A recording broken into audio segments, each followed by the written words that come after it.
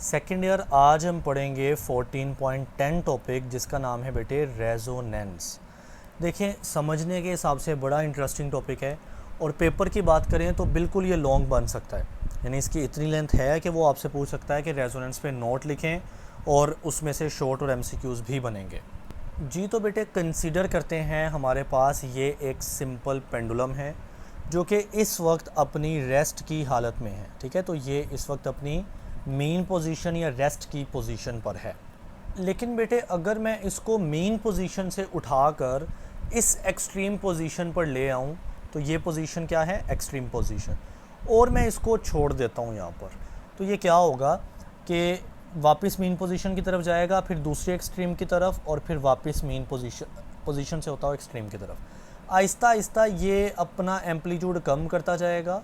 ठीक है, और एक पॉइंट आएगा कि ये मेन पोजीशन पर आकर रुक जाएगा। नाउ प्लीज़ फोकस, ये क्यों रुक रहा है हमने लास्ट लेक्चर में पढ़ा था। ये बेसिकली डैम्पिंग हो रही है, यानी इसकी ये ऑसिलेशन बेसिकली क्या है, डैम्प्ड ऑसिलेशन है। ठीक है, रुक रही है ऑसिलेशन, एंड उस वजह से इसका एम्पलीट्यूड आहिस्ता आहिस्ता कम होता ज़ीरो हो रहा है। लेकिन अगर हम यहाँ पर इसका एम्पलीट्यूड कम ना करना चाहें, यानी डैम्पिंग को रोकना चाहें, तो वैसे तो रेजिस्टेंस को हम नहीं ख़त्म कर सकते, लेकिन हम एक काम कर सकते हैं कि मुसलसल इसको पीरियोडिक फोर्स दें। यानी पीरियोडिक फोर्स से मुराद है कि थोड़े से टाइम पीरियड के बाद हम एक फ़ोर्स लगा दें तो इसका एम्पलीट्यूड नहीं कम होगा, ये वापस ऐसे ऐसे मूव करेगी सेम एम्पलीट्यूड के साथ। That is known as the external periodic force, यानी जो आप लगाओगे वो क्या होगा, एक्सटर्नल पीरियोडिक फोर्स होगी। और बेटा उसी को हम ड्राइविंग फोर्स कहते हैं, जो मैं कह रहा हूँ ना कि एक्सटर्नली एक पीरियोडिक फोर्स लगानी है, पीरियोडिक एक्सटर्नल फोर्स, उसी का नाम होगा ड्राइविंग फोर्स। जब आप ये लगा लेंगे तो आप मेंटेन करेंगे कांस्टेंट एम्पलीट्यूड, यानी अब बॉडी का एम्पलीट्यूड कम नहीं होने देंगे, क्योंकि वो कम होने लगेगा आप पीछे से फोर्स लगा देंगे। ओके, नाउ बेटा बात को ना गौर से सुनना है। देखिए ये जो सिंपल पेंडुलम है ये ऐसे ऐसे वाइब्रेट कर रहा है, ऑसिलेट कर रहा है, तो इसकी कोई ना कोई तो फ्रीक्वेंसी होगी ना। फ्रीक्वेंसी मतलब वो एक सेकंड के अंदर कितने चक्कर काट रहा है। ठीक है, तो सिस्टम हमारा इस वक्त क्या है, सिंपल पेंडुलम, तो बच्चे उसकी एक नेचुरल फ्रीक्वेंसी है। नेचुरल फ्रीक्वेंसी यानी जब वो ऑसिलेट करता है ना तो उसकी कोई ना कोई फ्रीक्वेंसी होती है, चाहे आप फोर्स लगाएं ना लगाएं, उसने जब भी ऑसिलेट करना है ना वो नेचुरल फ्रीक्वेंसी से ऑसिलेट करेगा। लेकिन अब की बार आप एक एक्सटर्नल पीरियोडिक फोर्स भी तो लगा रहे हैं, तो आप हर कुछ टाइम के बाद एक धक्का दे रहे हो। ठीक है, तो आप एक धक्का दे रहे हो, उस धक्के की एक फ्रीक्वेंसी होगी, यानी जो एक्सटर्नल पीरियोडिक फोर्स है जिसको हमने ड्राइविंग फोर्स बोला है। क्या बोला है, ड्राइविंग फोर्स, उसकी कोई तो फ्रीक्वेंसी होगी, तो वो होगी ड्राइविंग फ्रीक्वेंसी, या एक्सटर्नल फ्रीक्वेंसी कह लें, या एक्सटर्नल पीरियोडिक फ्रीक्वेंसी भी कह सकते हैं। बहरहाल मैं यहाँ पे लिख लेता हूँ ड्राइविंग फ्रीक्वेंसी। ठीक है, अगर बचे इन केस ये दोनों बराबर हो जाती हैं, दो फ्रीक्वेंसी, एक नेचुरल फ्रीक्वेंसी जो कि जब हमारा सिस्टम जैसा कि सिंपल पेंडुलम ऑसिलेट करता है, वाइब्रेट करता है, तो उसकी फ्रीक्वेंसी होती है नेचुरल फ्रीक्वेंसी। और इन केस अगर आप बार बार एक पीरियोडिकली फोर्स लगा रहे हो, एक्सटर्नल फोर्स, तो उसकी एक फ्रीक्वेंसी होती है, that is the driving frequency. अगर ये दोनों बराबर हो जाएं तो बच्चे इस कंडीशन का नाम होता है रेजोनेंस। ओके, तो रेजोनेंस कौन सी कंडीशन है, जब natural frequency of the system बराबर हो जाती है एक्सटर्नल ड्राइविंग फ्रीक्वेंसी के। ओके, रेजोनेंस कहलाती है। रेजोनेंस के केस में बच्चे बॉडी का एम्पलीट्यूड जो होता है ना वो मैक्सिमम हो जाता है, एम्पलीट्यूड मैक्सिमम, यानी अगर आपकी लगाई गई एक्सटर्नल फ्रीक्वेंसी और सिस्टम की अपनी वाइब्रेट करते हुए नेचुरल फ्रीक्वेंसी बराबर हो जाए, तो सिस्टम का ये जो एम्पलीट्यूड है ये जितनी दूर जा सकता है ये जाएगा, सिस्टम मैक्सिमम एम्पलीट्यूड हो जाता है।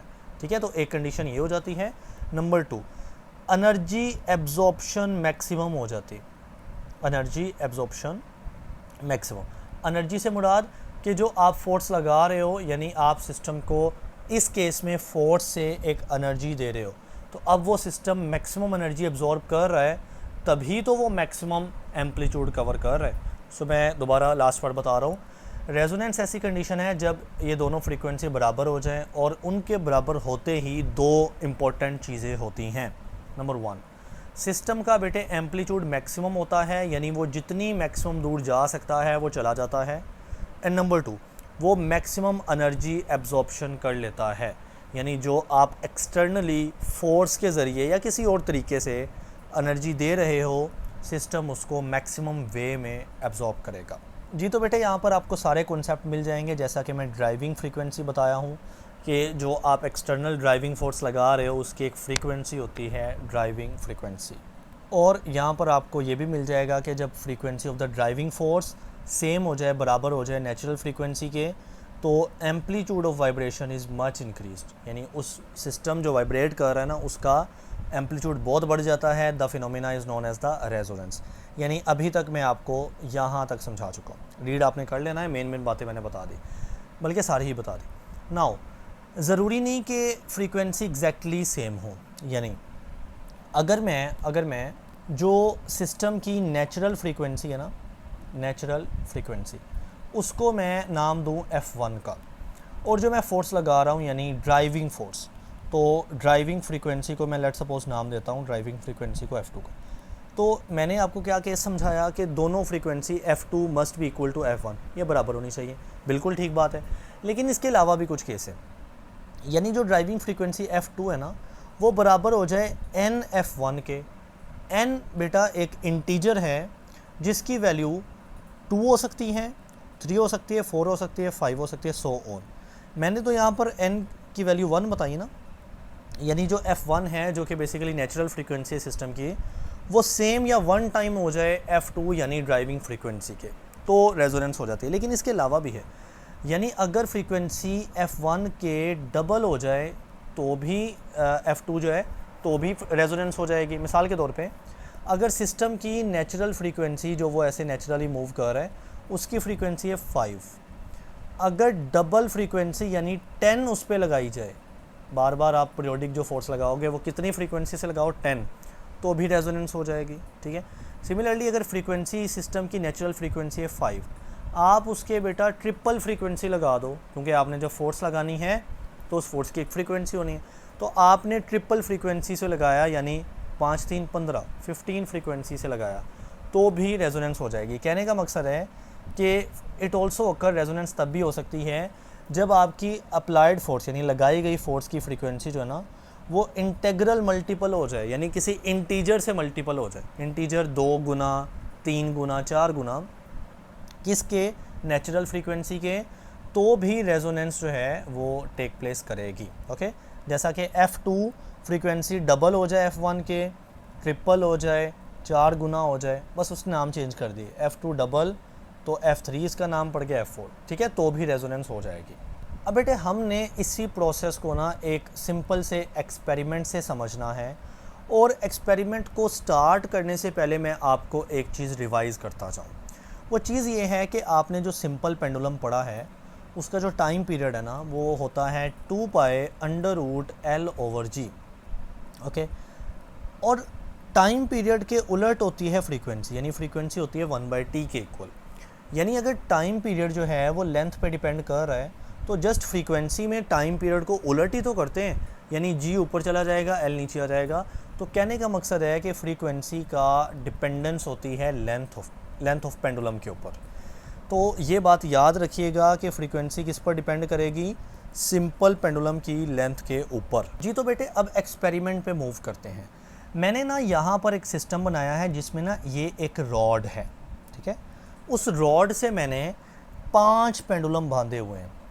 जो रेड वाले पेंडुलम है जिसमें C आ जाता है और रेड वाला D पेंडुलम है ना, इनकी लेंथ सेम है, that is L2 and L2, यानी इनकी सेम लेंथ है। ठीक है, और इसी तरह से मैंने एक सेट बनाया है पिंक वाले पेंडुलम का, यानी A पेंडुलम का, जिसकी लेंथ मैंने L1 रखी है, और B अगेन पिंक पेंडुलम है, उसकी लेंथ भी मैंने L1 यानी सेम रखी है। तो इस तरह मैंने सिमिलर पेंडुलम के लेंथ के हिसाब से सेट बना लिए, क्योंकि अभी मैंने पढ़ा है कि फ्रीक्वेंसी का ताल्लुक लेंथ के साथ होता है, तो रेजोनेंस में तो आप सारी फ्रीक्वेंसी की खेल देखते हो ना, तो इसलिए आप लेंथ पे बड़ा फोकस करोगे। तो ये तो सेट हो गए। अब मैंने एक और पांचवा पेंडुलम पी पेंडुलम जोड़ दिया जो कि ग्रीन वाला है, और इसकी जो लेंथ है ना बच्चे वो हम तब्दील करेंगे। मैंने पहले इस डायग्राम में लेंथ L1 ली है, लेकिन मैं इसको तब्दील करके L2 भी करूँगा अदर केस के अंदर, ठीक है। सो अब बहरहाल मैंने इसकी लेंथ L1 ली है जो कि ए पेंडुलम की लेंथ के बराबर है, उसकी भी लेंथ L1 है, और बी पेंडुलम की लेंथ भी L1 है। नाउ प्लीज़ अंडरस्टैंड, मैंने क्या करना है बच्चे, मैंने इस पी पेंडुलम को आगे पीछे ऑसिलेट करना है, वाइब्रेट करना है। सो क्या होगा, चूँकि मैं इसको बार बार एक फोर्स दूंगा, एक्सटर्नल फोर्स, याद रखिएगा मैं रेजोनेंस समझा रहा हूँ, और रेजोनेंस के अंदर आपको एक्सटर्नल पीरियोडिक फोर्स यानी ड्राइविंग फोर्स लगानी है हर पॉइंट पे। तो मैं इसको एक ड्राइविंग फोर्स या एक्सटर्नल पीरियोडिक फोर्स दूंगा, जाहिर है उसकी कोई ना कोई फ्रीक्वेंसी होगी, ठीक है। अब जब ये सिस्टम को मैं वो फोर्स दूंगा तो जाहिर है सिस्टम ऐसे पीछे और आगे ऑसिलेट करेगा, तो उसकी ऑसिलेशन की एक फ्रीक्वेंसी होगी। समझ आई यहाँ तक। अब चूंकि ये जो पेंडुलम है ये इस रोड से जुड़ा हुआ है ना, तो अब चूंकि ये पेंडुलम ऐसे ऑसिलेट कर रहा है किसी ना किसी फ्रीक्वेंसी से, तो बच्चे वो फ्रीक्वेंसी इस रोड से होती हुई इन सारे पेंडुलम तक जाएगी, ए पेंडुलम तक, सी तक, बी तक और डी तक, तो सबको फ्रीक्वेंसी मिलेगी। बट मैं देखूंगा कि जो सिर्फ ए पेंडुलम है और बी पेंडुलम मुझे वो वाइब्रेट करते मिलेंगे, सही, मुझे वो वाइब्रेट करते मिलेंगे। क्योंकि ए पेंडुलम और बी पेंडुलम की लेंथ L1 इस पेंडुलम के बराबर है, तो इनकी लेंथ आपस में बराबर होने की वजह से, फ्रीक्वेंसी की वजह से सिर्फ यही जो ना बार बार ऑसिलेट कर पाएंगे। जो सी पेंडुलम है जिसकी लेंथ L2 है और डी पेंडुलम भी, वो ऑसिलेट नहीं करेंगे। तो बात सिंपल सी है कि अगर आपने पी पेंडुलम की लेंथ L1 ली है और आप इसको ऑसिलेट कर रहे हो, तो वो जाहिर है उसकी फ्रीक्वेंसी इस रॉड को जाती हुई सबको मिलेगी, मगर सब में से कौन रिस्पोंड करेगा, जिसकी लेंथ L1 है, जो इस पेंडुलम की लेंथ के बराबर है, ठीक है। तो हम देखेंगे कि सिर्फ L1 यानी सेम लेंथ वाले पेंडुलम सेम फ्रीक्वेंसी से ऑसिलेट करेंगे जैसा कि L1 यानी पी पेंडुलम ऑसिलेट कर रहा था। तो यूं फ्रीक्वेंसी से यहाँ पर रेजोनेंस हुई है, सेम इनका एम्पलीट्यूड हो गया।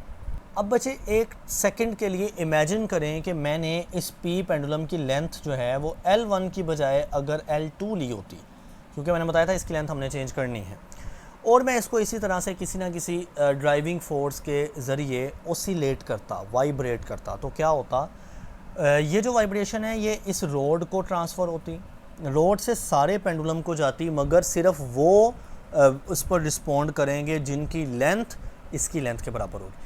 अब इसकी लेंथ L2 है, तो L2 लेंथ वाला सी पेंडुलम और L2 लेंथ वाला डी पेंडुलम सेम फ्रीक्वेंसी से ऑसिलेट करने लग जाएंगे, जबकि बाकी दोनों यानी ए पेंडुलम और बी पेंडुलम अब की बार ऑसिलेट नहीं करेंगे क्योंकि उनकी लेंथ है L1, जबकि हमारा ये जो सोर्स है ये L2 लेंथ का है। जी तो बेटे अब हम देखते हैं some circumstances in which resonance is useful. देखिए कुछ केस में ये जो रेजोनेंस प्रोसेस है ये काम का इस्तेमाल वाला प्रोसेस होता है, यूज़फुल होता है, और कुछ केस में इसका बड़ा डैमेज होता है। तो पहले हम दो केस देखेंगे जिसमें ये प्रोसेस क्या है, इस्तेमाल वाला है। जी तो पहली चीज़ है heating and cooking food in microwave oven. तो माइक्रोवेव अवन के अंदर हम अपना खाना पकाते हैं या गर्म करते हैं, तो बेटे वहाँ भी रेजोनेंस फॉलो हो रही होती है।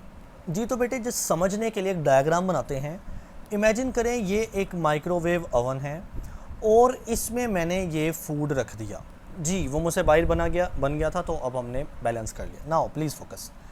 माइक्रोवेव अवन में ना कुछ रेडिएशंस निकलती हैं जो कि बेसिकली इलेक्ट्रोमैग्नेटिक रेडिएशंस होती हैं, और उनका नाम ही माइक्रोवेव्स होता है। माइक्रोवेव्स, ठीक है, वो पढ़ा हुआ है ना आपने, microwaves, infrared waves, ultraviolet radiations. तो ये माइक्रोवेव्स रेडिएशन निकलती हैं। अब प्लीज़ फोकस कीजिएगा, ये जो माइक्रोवेव रेडिएशंस हैं, जाहिर है इनकी कुछ तो फ्रीक्वेंसी होगी ना, इनकी कुछ तो फ्रीक्वेंसी होगी। और जो हमारे पास ये जो फूड पड़ा है, बच्चे इसके अंदर कुछ पानी के मॉलिक्यूल्स यानी वाटर मॉलिक्यूल्स ऐसे ट्रैप होते हैं, ठीक है। अब जो माइक्रोवेव्स आ रही हैं वो जाकर इन वाटर मॉलिक्यूल्स को एनर्जी देती हैं, और जिस वजह से वो मॉलिक्यूल क्या करने लग जाते हैं, वो मॉलिक्यूल ऐसे ओसिलेट या वाइब्रेट करने लग जाते हैं। Now please focus. हमारे पास ये जो माइक्रोवेव्स हैं इनकी जो फ्रीक्वेंसी है या वो कहलाएगी एक्सटर्नल फ्रीक्वेंसी, क्योंकि ये बाहर से आ रही है, ठीक है। इनकी फ्रीक्वेंसी कहलाएगी एक्सटर्नल फ्रीक्वेंसी, ठीक है।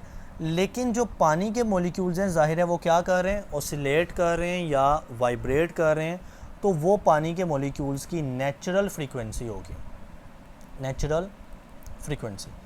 और एक टाइम आता है कि जो दोनों फ्रीक्वेंसी जो हैं वो आपस में बराबर हो जाती हैं, तो बेटे यहाँ पे क्या होता है, रेजोनेंस का प्रोसेस होने लग जाता है। ओके, रेजोनेंस के प्रोसेस की वजह से पानी के मॉलिक्यूल का एम्पलीट्यूड बढ़ जाता है, क्योंकि मैंने बोला कि रेजोनेंस पे एम्पलीट्यूड बहुत बढ़ जाएगा।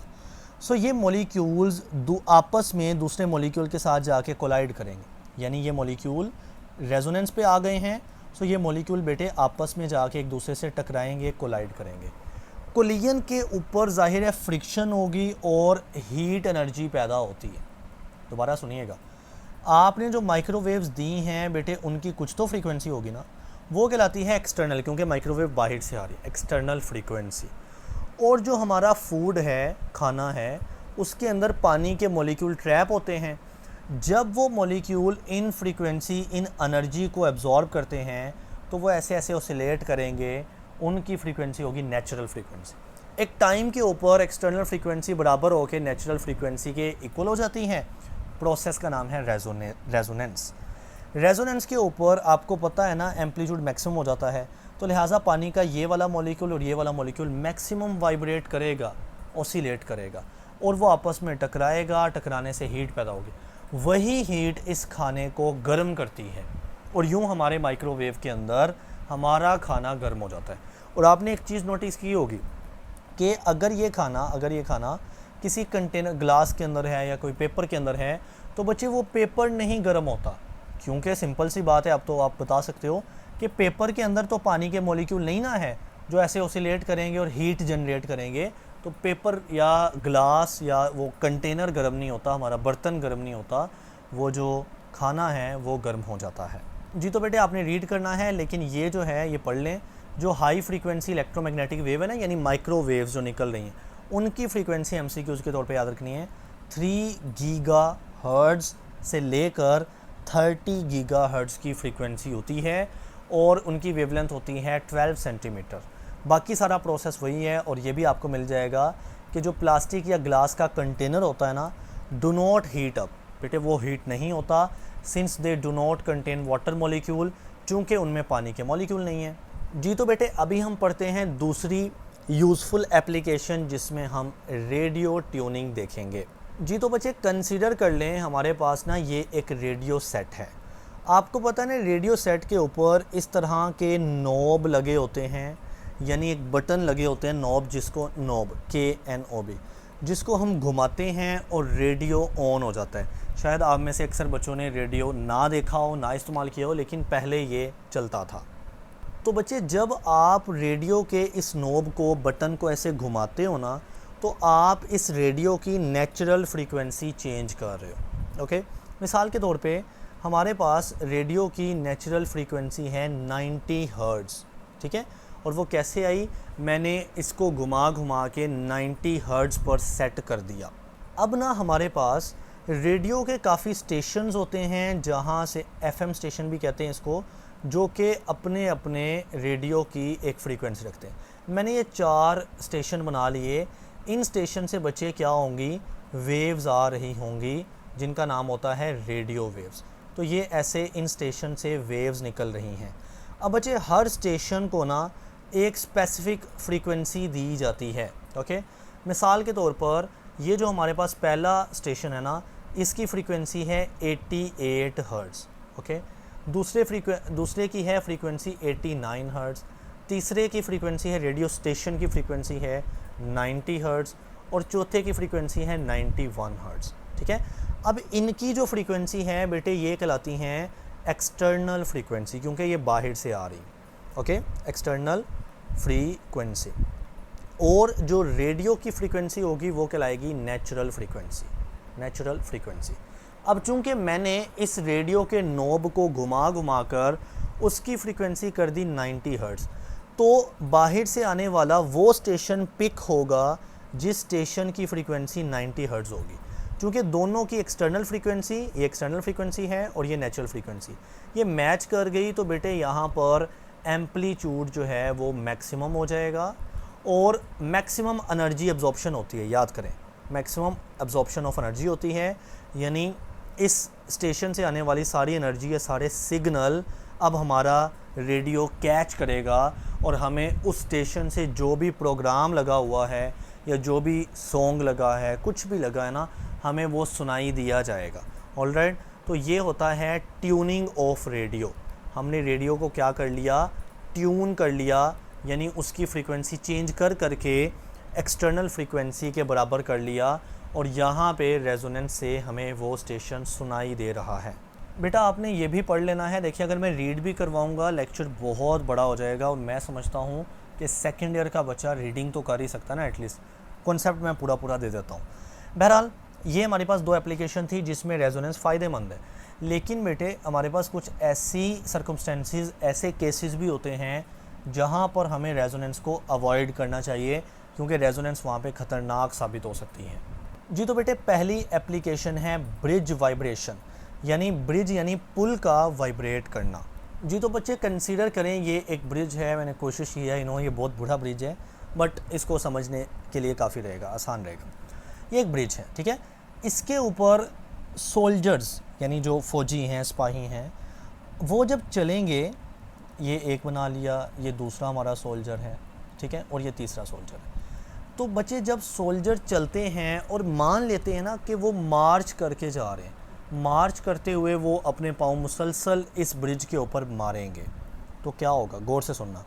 जब वो पाँव को अपने हिला रहे हैं या मार्च करते हुए अपने पाँव को ज़मीन पर ब्रिज के ऊपर मार रहे हैं ना, तो उनकी फ्रीक्वेंसी होगी बेटे एक्सटर्नल फ्रीक्वेंसी, ठीक है, एक्सटर्नल फ्रीक्वेंसी। और चूंकि वो ब्रिज के ऊपर बार बार ऐसे पाँव को मारते जा रहे हैं, तो ब्रिज भी ज़ाहिर है वाइब्रेट करेगा और उसकी फ्रीक्वेंसी होगी नेचुरल फ्रीक्वेंसी, क्योंकि वो अपनी फ्रीक्वेंसी पे वाइब्रेट करेगा। और पॉसिबल है कि उनकी मार्च करते करते ना ऐसा हो जाए कि नेचुरल फ्रीक्वेंसी यानी पुल की, ब्रिज की और फ़ौजियों के मार्च करने की एक्सटर्नल फ्रीक्वेंसी बराबर हो जाए। तो बच्चे इस पॉइंट पे क्या होगा, रेजोनेंस हो जाएगी। रेजोनेंस से ब्रिज इतना ज़्यादा एम्पलीट्यूड हो जाएगा कि वो वाइब्रेट करते करते उसका जो ये जो लकड़ी की पट्टियाँ होती हैं ये इतनी ऊपर नीचे वाइब्रेट करेंगी कि ब्रिज टूट जाएगा और वो जो सोल्जर्स होंगे वो गिर जाएंगे। सो इसलिए जो सोल्जर्स हैं उनकी ट्रेनिंग में शामिल होता है कि अगर आपको कभी ब्रिज से गुज़रना पड़े तो आपने कभी भी मार्च करते नहीं जाना, क्योंकि अगर वो मार्च करेंगे ना मुसलसल, तो वो मुसलसल एक्सटर्नल फ्रीक्वेंसी दे रहे हैं। और रेजोनेंस के केस में बार बार बता चुका हूँ कि एक्सटर्नल फोर्स का लगना और एक्सटर्नल फ्रीक्वेंसी का होना बहुत ज़रूरी है। और अगर वो नॉर्मल चल रहे हैं तो वो एक पीरियोडिक फोर्स, एक्सटर्नल फोर्स नहीं दे रहे। सो इस केस में नेचुरल फ्रीक्वेंसी अगर थोड़ी बहुत हुई भी इस ब्रिज की, तो भी कोई रेजोनेंस नहीं होगी और वो सेफली आगे जा पाएंगे। ओके बेटे, तो इसके बाद हमारी दूसरी एप्लीकेशन है जिसमें रेजोनेंस ख़तरनाक साबित हो सकती है, that is the aeroplane wing, यानी जो हवाई जहाज़ है उसका जो पंख होता है, जो उसका पर होता है वो। जी तो बेटे इमेजिन करें एक हमारे पास क्या है, एरोप्लेन है, उसके ज़ाहिर है दो विंग्स होंगे, ठीक है। अब विंग्स जो हैं वो बनाए दोनों दो क्यों जाते हैं, ताकि एक बैलेंस क्रिएट हो सके, एक इक्विलिब्रियम क्रिएट हो सके। Now please focus. जब ये एरोप्लेन जब चलेगा ना, तो इसको एक्सटर्नल फोर्स का सामना करना पड़ता है। एक्सटर्नल फोर्स कौन प्रोवाइड कर सकता है? नंबर वन, जो बाहर से आने वाली एयर है, एयर रेजिस्टेंस, वो हर लम्हे आ रही है और वो फोर्स लगा रही है, तो वो यहाँ पर काम करती है एक्सटर्नल फोर्स, और उसकी जो फ्रीक्वेंसी होगी वो एक्सटर्नल फ्रीक्वेंसी काउंट होगी। या फिर जो हमारे पास इंजन होता है वो इंजन भी तो मुसलसल चल रहा है ना, तो उसकी भी वाइब्रेशन होगी, तो उसकी वाइब्रेशन भी यहाँ पर काम करेगी एज एन एक्सटर्नल फोर्स, तो उसकी फ्रीक्वेंसी होगी एक्सटर्नल फ्रीक्वेंसी। अब उस वजह से बच्चे हमारे पास ये जो विंग्स होंगे ये भी ऐसे ऐसे वाइब्रेट करेंगे ना, क्योंकि अगर मुसलसल हवा आके टकरा रही है या मुसलसल इंजन की वाइब्रेशन इसको मिल रही है, तो ये पंखे भी ये जो पंख हैं, विंग्स हैं, ये भी क्या करेंगे, वाइब्रेट करेंगे। तो इनकी फ्रीक्वेंसी होगी नेचुरल फ्रीक्वेंसी, क्योंकि ये वाइब्रेट करेंगे अपनी नेचुरल फ्रीक्वेंसी से। और अगर कभी ये दोनों बराबर हो गए, यानी किसी वजह से एक्सटर्नल फ्रीक्वेंसी जो जहाँ से भी मिल रही, हवा के ज़रिए या इंजन के ज़रिए, वो एक्सटर्नल फ्रीक्वेंसी बराबर हो गई इन विंग्स की नेचुरल फ्रीक्वेंसी के, तो बच्चे यहाँ पे हो जानी है रेजोनेंस। रेजोनेंस होने की वजह से एम्पलीट्यूड हो जाता है मैक्सिमम, तो ये विंग्स बहुत ज़्यादा वाइब्रेट करेंगे। एज अ रिज़ल्ट बहुत ज़्यादा खतरे का सामना करना पड़ सकता है। सो बच्चे ये था हमारा टॉपिक। आई होप कुछ बातें आपको समझ आई होंगी। कल के लेक्चर में इंशाल्लाह हम करेंगे शार्पनेस ऑफ रेजोनेंस।